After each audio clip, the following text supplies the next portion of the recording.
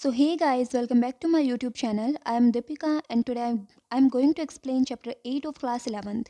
ये हमारा 6th lecture है और आज हम इस लेक्चर में topic ribosome, cytoskeleton, cilia and flagella, centrosome and centriole जो है वो कंप्लीट करने वाले हैं. So let's begin. और अभी यहाँ से स्टार्ट करते हैं हम राइबोसोम से. ठीक है.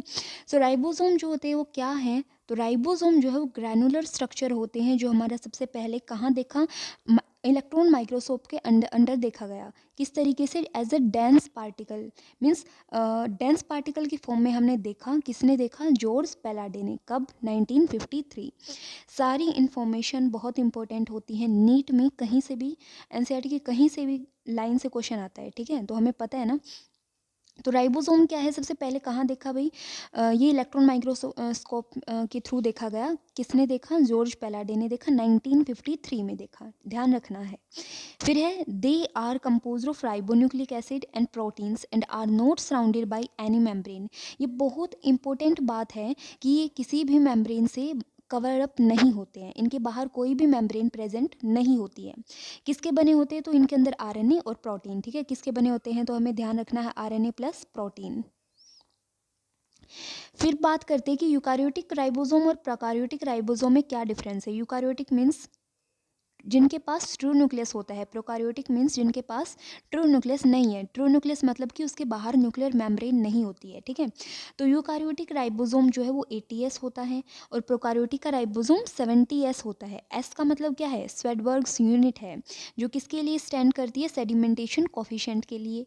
ठीक है, means it indirectly is a measure of density and mass. ये इनडायरेक्टली किसका मेजर करता है? डेंसिटी और मास, सॉरी साइज का. ठीक है, ध्यान रखना ये बात. तो जो 70s और 80s राइबोसोम है वो हमारे दो दो सब यूनिट से मिलके बने हुए होते हैं जो हम फर्दर क्लासेस में पढ़ते हैं. जैसे 80s की बात करूँ तो इसकी सब यूनिट होती है 60+40. और अगर मैं 70 की बात करूँ तो इसकी होती है 50+30. ऐसी ऐसी कुछ इनकी सब यूनिट प्रेजेंट होती है. ठीक है, तो राइबोसोम में तो बस यही है. मेन चीज़ क्या है? इलेक्ट्रॉन माइक्रोस्कोप के अंदर देखा. किसने देखा? जॉर्ज पैलाडे ने 1953 के अंदर. आरएनए प्लस प्रोटीन का बना हुआ होता है. कोई मेम्ब्रेन प्रेजेंट नहीं होती है. Eukaryotic ribosome is 80s, prokaryotic is 70s. S means Svedberg unit, stand for sedimentation coefficient. बस. ठीक है, उसके बाद हम बात करते हैं साइटोस्केलेटन. तो an elaborate network of filamentous proteinaceous structure present in the cytoplasm जिसको हम साइटोस्केलेटन बोलते हैं. क्या है कि ये हमारा साइटोप्लाज्म है. इस साइटोप्लाज्म में क्या है कि हमारा एक फिलामेंट टाइप कुछ कुछ नेटवर्क मीन्स बहुत सारे फिलामेंट ऐसे ऐसे करके तो प्रोटीन की स्ट्रक्चर होती है वो हमारी साइटोप्लाज्म में प्रेजेंट होती है जिसको हमने क्या बोल दिया? साइटोस्केलेटन बोल दिया. The cytoskeleton in a cell are involved in many function. ये बहुत सारे फंक्शन करती है हमारे सेल में. क्या क्या करती है? As a mechanical support, motility, maintenance of shape of cell. Cell की जो शेप है उसको मेंटेन करती है. मोटाइल जो मोटाइलिटी होती है ना वो प्रोवाइड करती है. और मैकेनिकल सपोर्ट भी प्रोवाइड करता है साइटोस्केलेटन. जो फिलामेंटस स्ट्रक्चर होती है जो हमारे साइटोप्लाज्म में प्रेजेंट होती है. ठीक है, तो ये हमारे आगे हम पढ़ेंगे सीलिया और फ्लैजिला. तो उनकी स्ट्रक्चर यहाँ दे रखी है. सबसे पहले पढ़ लेते हैं. तो सीलिया और फ्लैजिला ये क्या कह रहा है हमारा? तो सीलिया और flagella, cilia and flagella are hair like outgrowth of cell membrane. सबसे पहले ध्यान रखना है कि ये किसकी आउटग्रोथ होती हैं? तो ये सेल मेम्ब्रेन की आउटग्रोथ होती हैं. ठीक है, तो ये हेयर लाइक आउटग्रोथ होती है. मीन्स इस तरीके से हमारी आउटग्रोथ होती है सेल के बाहर. मीन्स सेल से ही अराइज होती है. एक टाइप से सेल मेम्ब्रेन से अराइज होती हैं. सीलिया जो होती है वो बहुत छोटी सी स्ट्रक्चर होती है जो किसका काम करती है? लाइक ओर्स का काम करेगी. Causing the movement of either of the cell और सराउंडिंग फ्लड. ठीक है, तो इसका काम यही होता है. ये मूवमेंट करेगी या तो सेल के इधर या बाहर.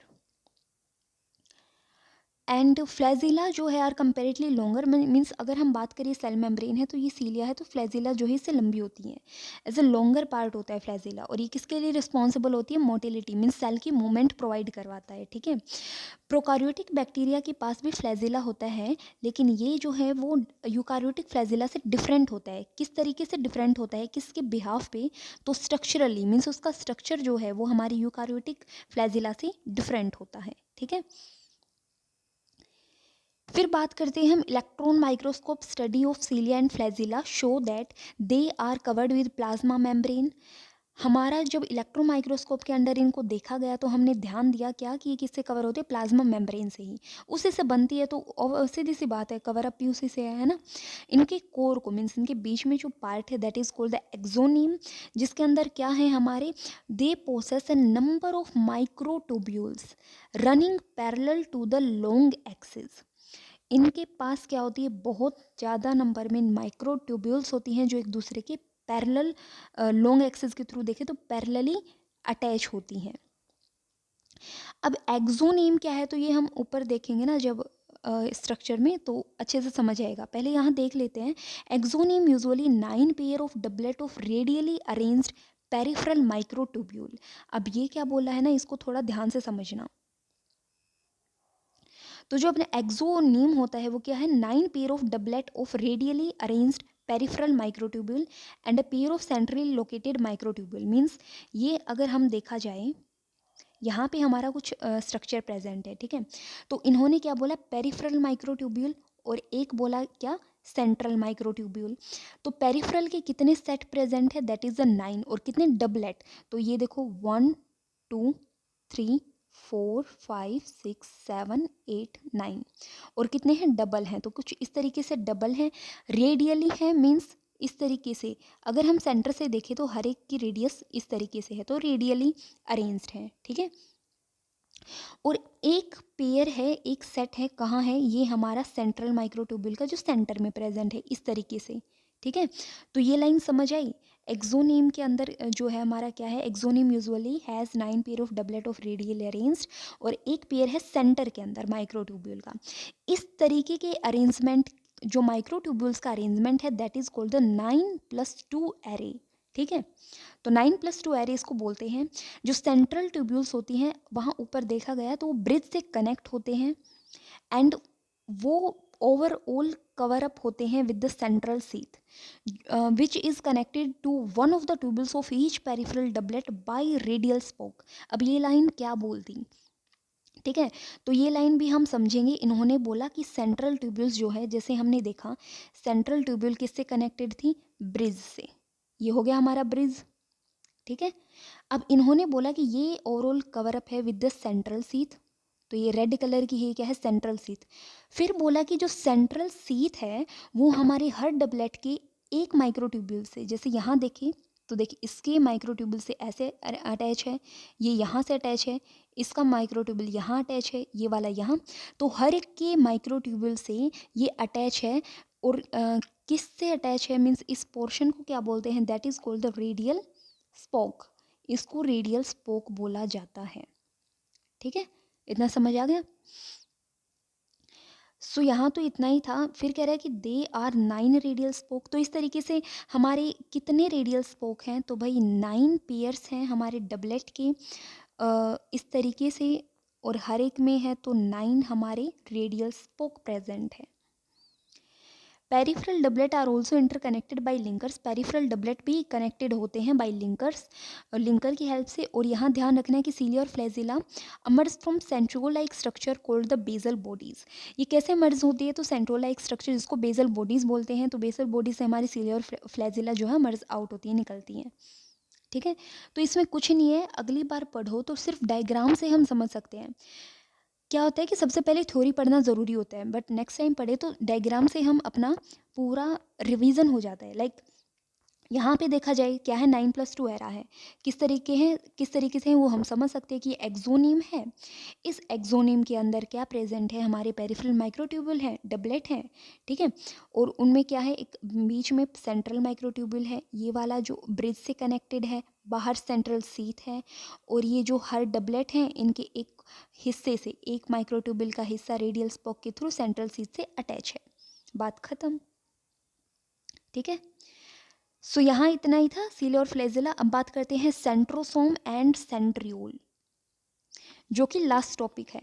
तो सेंट्रोसोम और सेंट्रियोल में क्या है हमारा, कि सेंट्रोसोम इज एन ऑर्गेनेली, ये एक ऑर्गेनेली होती है, यूजुअली कंटेनिंग 2 सिलेंड्रिकल स्ट्रक्चर। इसके अंदर 2 सिलेंडर लाइक स्ट्रक्चर होते हैं जिनको सेंट्रियोल बोलते हैं, ठीक है। तो सेंट्रोसोम एक ऑर्गेनेली है, इसके क्या है, हमारे 2 सिलेंडर लाइक स्ट्रक्चर होते हैं जिसको सेंट्रियोल बोलते हैं। They are surrounded by amorphous pericentriolar material, इनके बाहर अमरफस पेरीसेंट्रियोलर मटेरियल प्रेजेंट होता है। Both the centriole in a centrosome lie perpendicular to each other in which each has an organization like a cartwheel। ठीक है, means एक type से perpendicular होते हैं एक दूसरे के, और ये ऐसा स्ट्रक्चर बनाते हैं लाइक कार्टव्हील की तरह। They are made up of, यहाँ भी यही बात है कि ये जो है हमारे किसके बने होते हैं, 9 evenly spaced peripheral fibrils of tubular protein. Tubulin protein का जो पेरिफेरल फिब्रिल है, इस तरीके से पेरिफेरल फिब्रिल, पेरीफ्री पे जो फिब्रिल प्रेजेंट है, तो 9 इवनली स्पेस्ड मीन्स 9 वहाँ प्रेजेंट होते हैं। पेरिफेरल, यहाँ पे ध्यान रखना है कि जो पेरिफेरल फिब्रिल है वो ट्रिपलेट है, जबकि हमने माइक्रोट्यूब्यूल ऊपर देखा ना, सील और फ्लैजेला में माइक्रोट्यूब्यूल डबलेट थे, यहाँ पे पेरिफेरल फिब्रिल इन सेंट्रोसोम क्या है, ट्रिपलेट हैं। और ये ट्रिपलेट जो है वो भी लिंक्ड होते हैं, एडजेसेंट ट्रिपलेट मीन्स अगर यहाँ ट्रिपलेट है और यहाँ है तो ये भी आपस में क्या होते हैं, लिंक होते हैं। Central part of proximal region of centriole is also proteinaceous, that is called hub. जो सेंटर वाला पार्ट होता है ना सेंट्रियोल का, वो प्रोटीनियस होता है नेचर में, प्रोटीन का बना होता है, उसको हब बोलते हैं। ये कनेक्ट होता है किससे, with the tubules of peripheral triplet bye radial spoke. वही बात है जैसे अगर हम बात करें कि सेंट्रियोल का जो मिडल वाला स्ट्रक्चर है that is called the hub, और यहाँ हमारे पेरिफ्री पे ट्रिपलेट अटैच हैं, तो ये भी इससे रेडियल स्पोक के थ्रू अटैच है। ठीक है, by radial spoke made up of protein, वो भी प्रोटीन के बने हुए होते हैं। Centriole form the bezel body of सीलिया। अब ये सेंट्रियोल जो है, जो हमने देखा सीलिया और फ्लैजेला कहाँ से निकल के आ रहे थे, बेजल बॉडी से, ये बेजल बॉडी कौन बनाता है, सेंट्रियोल। ठीक है, सीलिया और फ्लैजेला और स्पिंडल फाइबर ये सारे जो हमारे बेसल बॉडी से निकल के आ रही थी, बेसल बॉडी सेंट्रियोल बनाता है। और ये सब क्या देंगे, स्पिंडल अपार्टस, कब, जब एनिमल सेल के दौरान सेल डिवीजन होता है तो स्पिंडल फाइबर बनते हैं हमारे, तो उनको ये बनाएंगे। ठीक है, सो यहाँ पे हमारे टॉपिक कवर होते हैं। सो हमने यहाँ पे 4 टॉपिक किया, अब बचा न्यूक्लियस और माइक्रोबॉडीज जो हम नेक्स्ट लेक्चर में करते हैं। ठीक है, तो आज के लेक्चर में इतना ही, अब मिलते हैं next video with next lecture. So guys, if you like my video then also subscribe my channel. Thank you for watching my video.